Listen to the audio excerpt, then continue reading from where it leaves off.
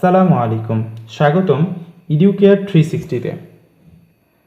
আজ আমরা আলোচনা করব কোষ এবং কোষের গঠন এই লেকচার সিরিজের দ্বিতীয় লেকচারটি নিয়ে। তো আজকে আমাদের আলোচনার বিষয়বস্তুগুলো আমরা প্রথমে বলে নিই। আমরা আলোচনা করব আজ কোষবিদ্যা এবং কোষের শ্রেণীবিভাগ নিয়ে। কোষবিদ্যা এবং কোষের শ্রেণীবিভাগ নিয়ে আলোচনা শুরুর প্রথমেই আমরা বলে নিতে চাই গত দিনের কী পড়ানো হয়েছিল। গত দিনে আমাদের টপিক ছিল কোষ এবং কোষের বৈশিষ্ট্য। তো যদি আপনারা কেউ সেই ভিডিওটি না দেখে থাকেন তাহলে অবশ্যই উপরের কোনায় আই বাটনে ক্লিক করে ভিডিওটি একবার দেখে আসবেন। তো আজ আমরা প্রথমেই আলোচনা শুরু করছি কোষবিদ্যা নিয়ে। কোষবিদ্যা শব্দটির ইংরেজি প্রতিশব্দ যদি আমরা দেখি তাহলে আমরা পাবো সাইটোলজি। সাইটোলজি শব্দটিকে আমরা বিশ্লেষণ করলে দুটি অংশ পাবো। দুটি অংশ কি কি? একটি হচ্ছে কাইটোস এবং অপরটি হচ্ছে লোগোস। তো এই কাইটোস শব্দটি কি বোঝায়? কাইটোস শব্দটি মূলত সেলকে ইন্ডিকেট করে। কাইটোস শব্দটি একটি গ্রিক শব্দ যা কোষকে বোঝায়।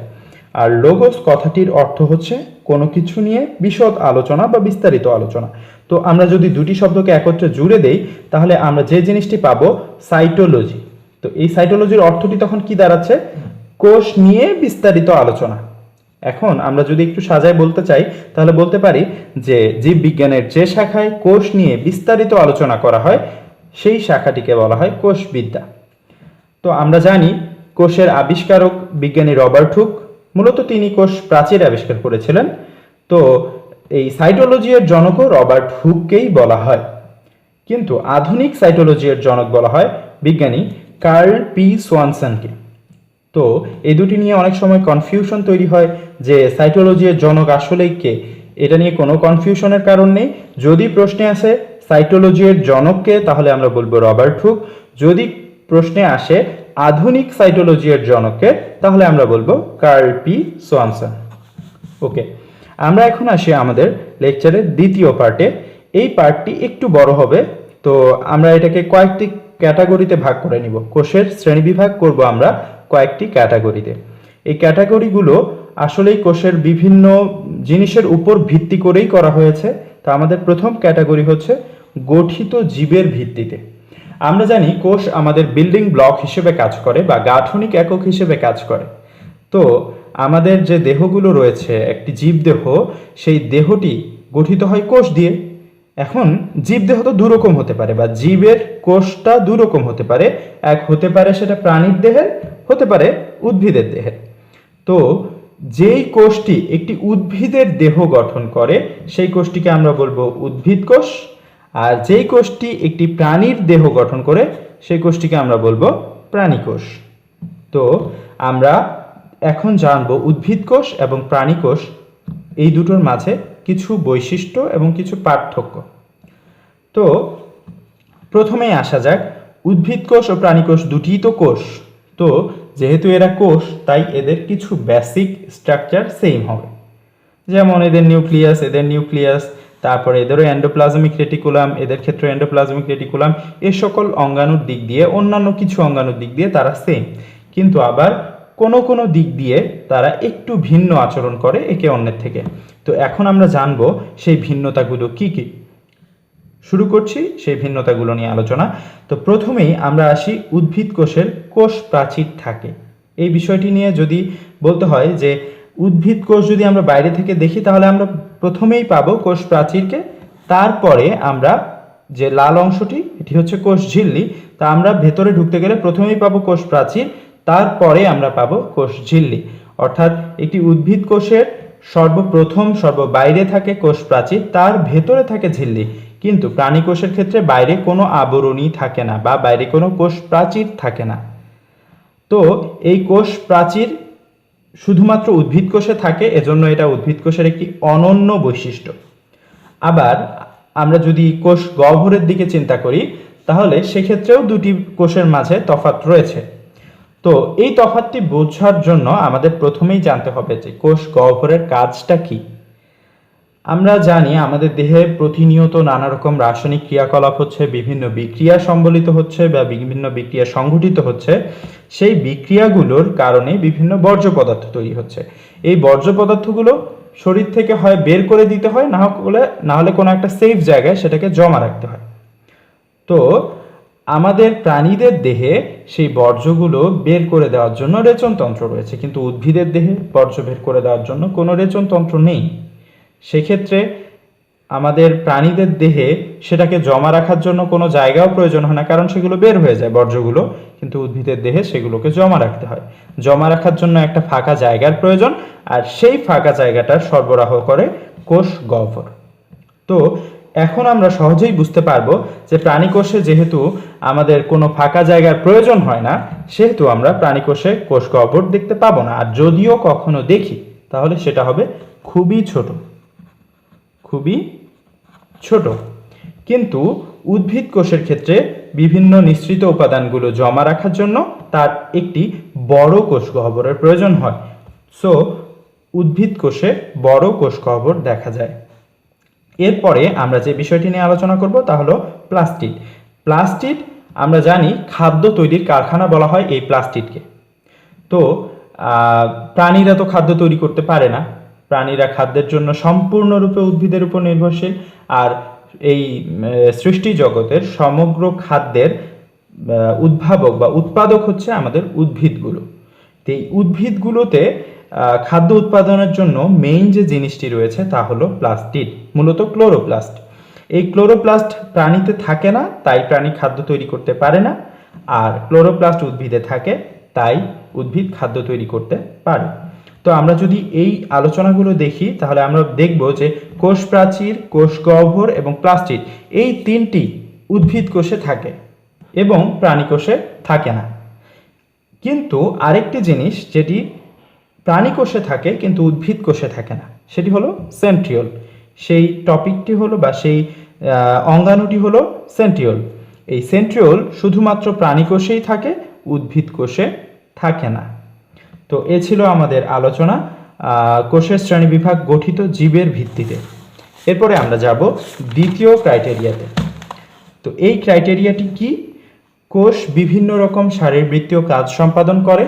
এই কাজগুলো করতে গিয়ে কোষ বিভিন্ন আচরণ করে বা বিভিন্ন ক্ষেত্রে বিভিন্ন বৈশিষ্ট্য ধারণ করে। সেই বৈশিষ্ট্যের ভিত্তিতে আমরা কোষকে আবার দুভাগে ভাগ করব, একটি হচ্ছে দেহকোষ, অপরটি হচ্ছে জনন কোষ। তো দেহকোষ আমরা যদি এর নামটি দেখি তাহলে দেখব যে দেহকোষ মানে যে জিনিসটি দেহ গঠন করে, আর জনন কোষ হচ্ছে সেই কোষ যেটা আমাদের প্রজননে সাহায্য করে। তো দেহকোষের ইংরেজি হচ্ছে সোম্যাটিক সেল, সোম্যাটিক সেল, এবং জনন কোষের ইংরেজি হচ্ছে রিপ্রোডাক্টিভ বা প্রজননের জন্য যেই সেলটা রয়েছে সেই cell, reproductive cell or gamete. তো আমরা জানলাম যে দেহকোষের ইংরেজি কি এবং জনন কোষের ইংরেজি কি, এবং এইখান থেকেই আমরা ডেফিনেশনটি বলতে পারবো যে দেহকোষ হচ্ছে সেই সকল কোষ যারা দেহ গঠন করে। দেহ গঠন বলতে ক্ষয়পূরণ, বৃদ্ধি সাধন ইত্যাদি নানা রকম ভূমিকা পালন করে, দেহ গঠন করে। কিন্তু জনন কোষের কাজ কি? যেহেতু আমরা এর কাজ থেকে জানি যে এর কাজ হচ্ছে রিপ্রোডাকশনে সাহায্য করা বা প্রজননে সাহায্য করা, তাই যেই কোষগুলো প্রজননে সাহায্য করে তাদেরকে আমরা বলবো জনন কোষ।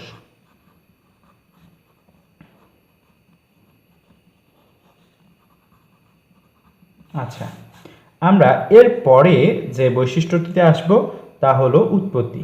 দেহকোষগুলো কিসের মাধ্যমে বা কিভাবে তৈরি হয়, আর জনন কোষগুলো কিভাবে তৈরি হয়? দেহকোষগুলো মূলত তৈরি হয় মাইটোসিস কোষ বিভাজনের মাধ্যমে। দেহকোষগুলো তৈরি হয় মাইটোসিস কোষ বিভাজনের মাধ্যমে, আর জনন কোষগুলো তৈরি হয় মিওসিস কোষ বিভাজনের মাধ্যমে। তো আমাদের যদি কোষ বিভাজন নিয়ে কিছু ধারণা থাকে তাহলে আমরা এটাই জানি যে মাইটোসিস কোষ বিভাজনে সব সময় মাতৃকোষের অনুরূপ ডটার সেল তৈরি হয়, আর জনন কোষ বা মিওসিস কোষ বিভাজনের ক্ষেত্রে জনন কোষ তৈরি হওয়ার সময় ক্রোমোজোম সংখ্যা অর্ধেক হ্রাস পায়। তো আমরা যদি এখান থেকে চিন্তা করি তাহলে আমরা দেখব যে এই দেহকোষের ক্রোমোজোম সংখ্যা হচ্ছে টুয়াইস n তথা ডিপ্লয়েড, কিন্তু যেহেতু জনন কোষে মিওসিস ঘটে, এক্ষেত্রে জনন কোষে ক্রোমোজোম সংখ্যা কমে যায়, অর্ধেক হয়ে যায়। তো টুয়াইস n এর অর্ধেক হচ্ছে n, তাই জনন কোষগুলো হচ্ছে হ্যাপ্লয়েড বা হ্যাপ্লয়েড ক্রোমোজোমধারী কোষ।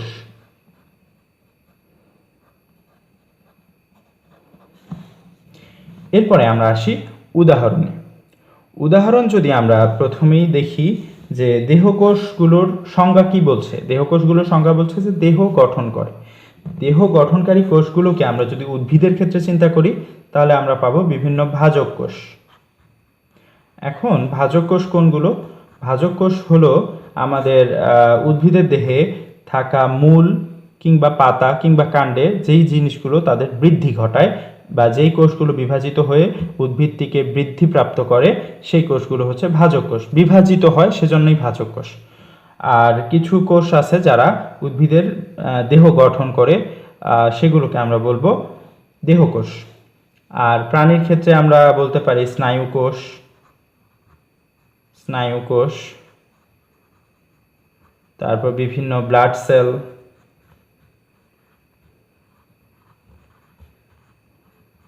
ওকে, ইত্যাদি। আবার যদি আমরা জনন কোষের উদাহরণের চিন্তা করি তাহলে আমরা জনন কোষের শুধুমাত্র দুটি উদাহরণ পাবো। একটি হচ্ছে শুক্রাণু বা মেইল গ্যামেট সেল, এটি হচ্ছে ডিম্বাণু বা ফিমেল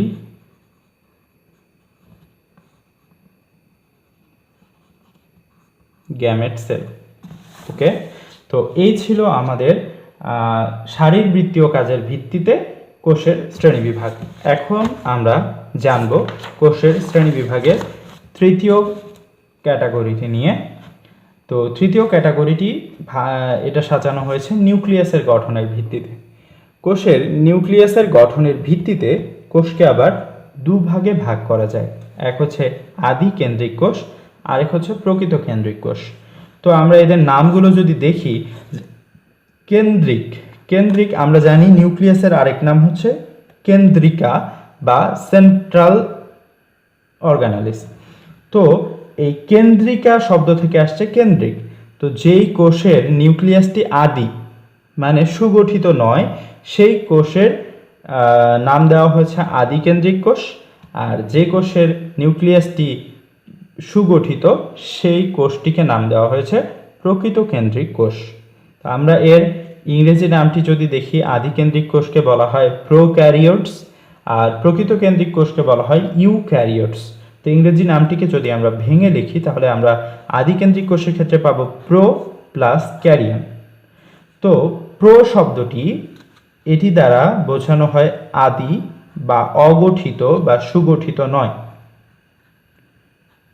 আর ক্যারিয়ন এই শব্দটি দ্বারা বোঝানো হয় নিউক্লিয়াসকে।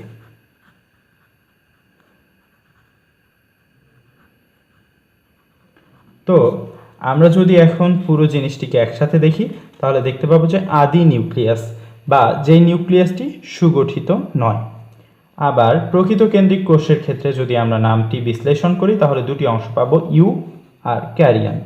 ইউ শব্দটি মূলত ভালো কোনো কিছুকে নির্দেশ করে। ইউ শব্দের অর্থ হচ্ছে গুড, মানে হচ্ছে এটা সুগঠিত। কিন্তু ক্যারিয়ন আবার বোঝানো হয়েছে নিউক্লিয়াসকে। তো এক্ষেত্রে যদি আমি এই দুটিকে একসাথে জুড়ে দিই তাহলে আমরা পাবো ইউক্যারিয়ন মানে হচ্ছে গুড নিউক্লিয়াস বা সুগঠিত নিউক্লিয়াস। তো আমরা এরপরে আসি দ্বিতীয় বৈশিষ্ট্য বা দ্বিতীয় পার্থক্যতে, আদিকেন্দ্রিক এবং প্রকৃত কেন্দ্রিক কোষের দ্বিতীয় পার্থক্য। আমরা আলোচনা করব এখানে অঙ্গাণু নিয়ে। আদিকেন্দ্রিক কোষে যে অঙ্গাণুগুলো থাকে সেগুলো আবরণীহীন।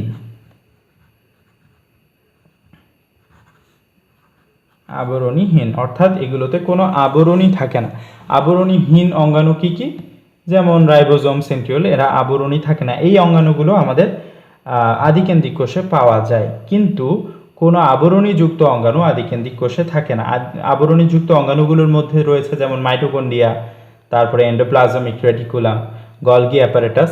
এই জিনিসগুলো আদিকেন্দ্রিক কোষে থাকে না, কিন্তু এই জিনিসগুলো প্রকৃত কেন্দ্রিক কোষে থাকে।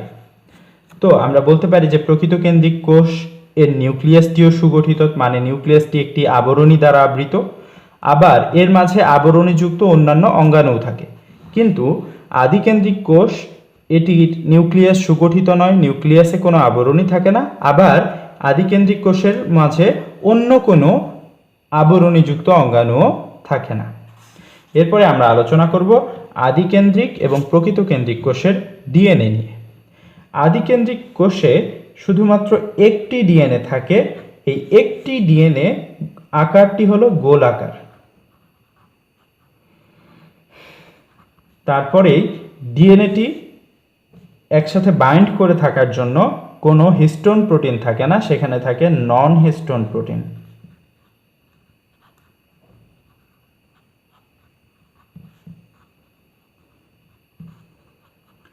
এবং তৃতীয় যে অংশটি, যে এক্ষেত্রে যেহেতু নিউক্লিয়াসটি বা নিউক্লিয় বস্তুগুলো কোনো নিউক্লিয়ার এনভেলপ বা মেমব্রেন বা কোনো আবরণী দ্বারা আবৃত থাকে না, তাই খুব সহজেই বলা যায় যে নিউক্লিয় বস্তু তথা ডিএনএটি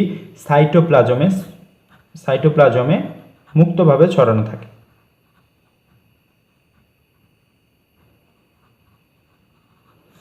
মুক্তাবস্থায় থাকে।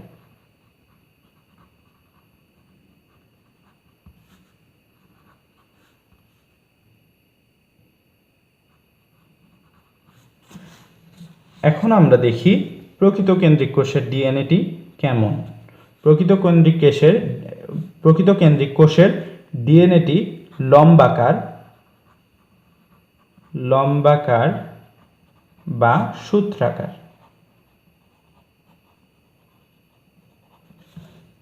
আদিকেন্দ্রিকের ক্ষেত্রে এটি গোলাকার, প্রকৃত কেন্দ্রিকের ক্ষেত্রে লম্বাকার বা সূত্রাকার। আদিকেন্দ্রিক কোষে ডিএনএটি বাইন্ড করে থাকে নন হিস্টোন প্রোটিন দ্বারা, আর প্রকৃত কেন্দ্রিক কোষে ডিএনএটি বাইন্ড করে থাকে হিস্টোন প্রোটিন দ্বারা।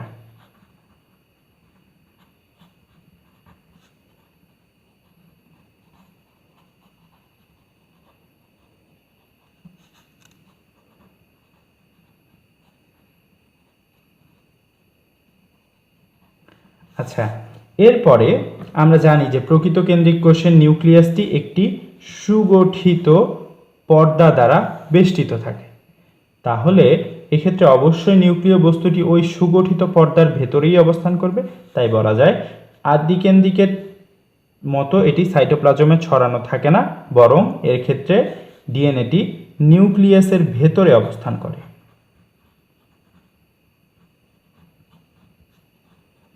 নিউক্লিয়াসের ভেতরে অবস্থান করে।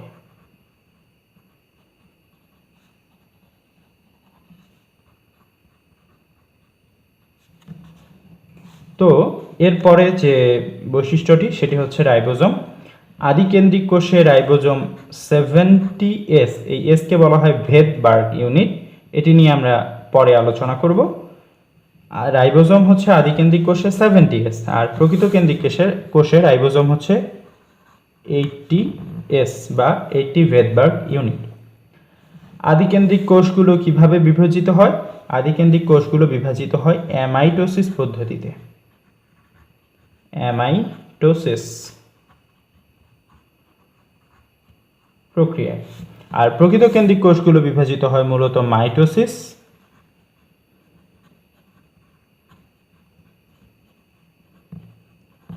অথবা মিয়োসিস, এই দুটি প্রক্রিয়ায়।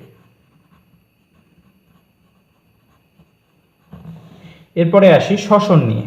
শ্বসন হচ্ছে সেই প্রক্রিয়া যার মাধ্যমে খাদ্যবস্তু থেকে আমরা শক্তি পাই। তো এই শ্বসনটি আদিকেন্দ্রিক কোষে হয় অবাত শ্বসন। অবাত শ্বসন, অবাত মানে এখানে কোনো অক্সিজেন লাগে না, কোনো অক্সিজেন লাগে না। কিন্তু প্রকৃত কেন্দ্রিক কোষে এই শ্বসনটি হচ্ছে সবাত শ্বসন। এক্ষেত্রে অক্সিজেন লাগে।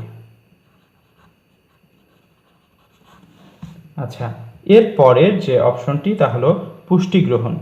এই পুষ্টি গ্রহণ, আদিকেন্দ্রিক কোষ পুষ্টি গ্রহণ করে মূলত শোষণ পদ্ধতিতে,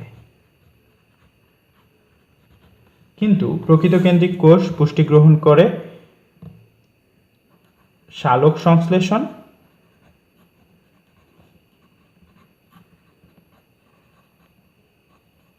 অথবা আত্তীকরণ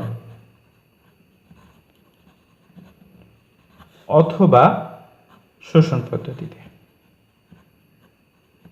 তো আমরা জানলাম যে আদিকেন্দ্রিক কোষটি পুষ্টি গ্রহণ করে শোষণের মাধ্যমে, আর প্রকৃতকেন্দ্রিক কোষটি পুষ্টি গ্রহণ করে সালোক সংশ্লেষণের মাধ্যমে অথবা আত্তীকরণের মাধ্যমে অথবা শোষণের মাধ্যমে।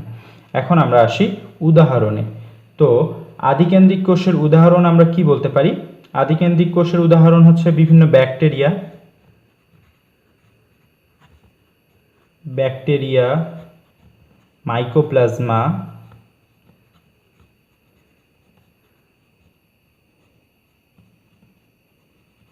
তারপরে আমরা বলতে পারি বিজিএ, যেটার ফুল ফর্ম হচ্ছে ব্লু গ্রিন অ্যালজি, মানে নীলাভ সবুজ শৈবাল। এর আরেক নাম হচ্ছে সায়ানো ব্যাকটেরিয়া।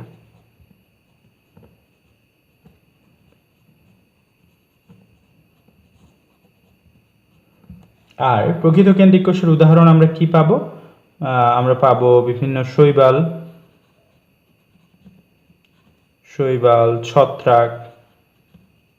ছত্রাক, ব্রায়োফাইটা,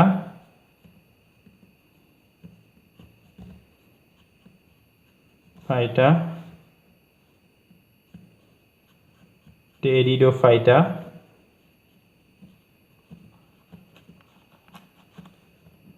তারপরে আমরা পাবো নগ্নবীজি,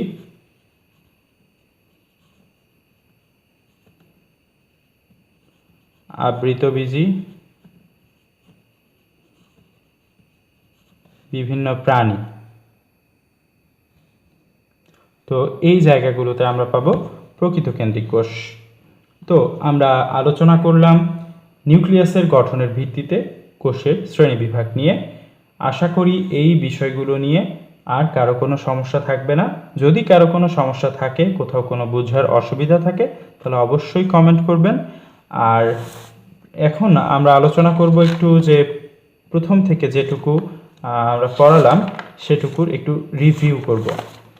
প্রথমে আমরা দেখেছি কোষবিদ্যা নিয়ে। কোষবিদ্যার জনক রবার্ট হুক, আধুনিক কোষবিদ্যার জনক কার্ল পি সোয়ানসন। তারপরে দেখেছি কোষের শ্রেণীবিভাগ জীবের ভিত্তিতে। প্রথম একটি হচ্ছে উদ্ভিদ কোষ আর একটি প্রাণী কোষ, এদের বৈশিষ্ট্য জেনেছি। এরপরে আমরা যেই ক্যাটাগরিটি দেখেছি তা হলো শারীরবৃত্তীয় কাজের ভিত্তিতে কোষের শ্রেণীবিভাগ। সেক্ষেত্রে আমরা দুটি কোষ পেয়েছি, দেহকোষ এবং জনন কোষ, তাদের বৈশিষ্ট্যগুলো আমরা জেনেছি। এরপরে আমরা তৃতীয় ক্যাটাগরিতে যেটি পেয়েছি তা হলো নিউক্লিয়াসের গঠনের ভিত্তিতে কোষ দু প্রকার, আদিকেন্দ্রিক কোষ এবং প্রকৃতকেন্দ্রিক কোষ। আমরা এদের বৈশিষ্ট্যগুলো জেনেছি এবং পার্থক্যগুলো জেনেছি। তো আশা করা যায় এই অংশটুকুতে আর কোনো সমস্যা হবে না। আর ভিডিওটি অবশ্যই যদি ভালো লেগে থাকে তাহলে লাইক করবেন এবং আমার চ্যানেলটিকে দয়া করে সাবস্ক্রাইব করবেন, শেয়ার করবেন আমার ভিডিওগুলো এবং আমার সাথেই থাকবেন। ইনশাআল্লাহ পরবর্তীতে এই সিরিজের আরও ভিডিওগুলো নিয়ে আমি উপস্থিত হব আপনাদের সামনে। সে পর্যন্ত আমার সাথেই থাকবেন। ধন্যবাদ সবাইকে। আসসালামু আলাইকুম।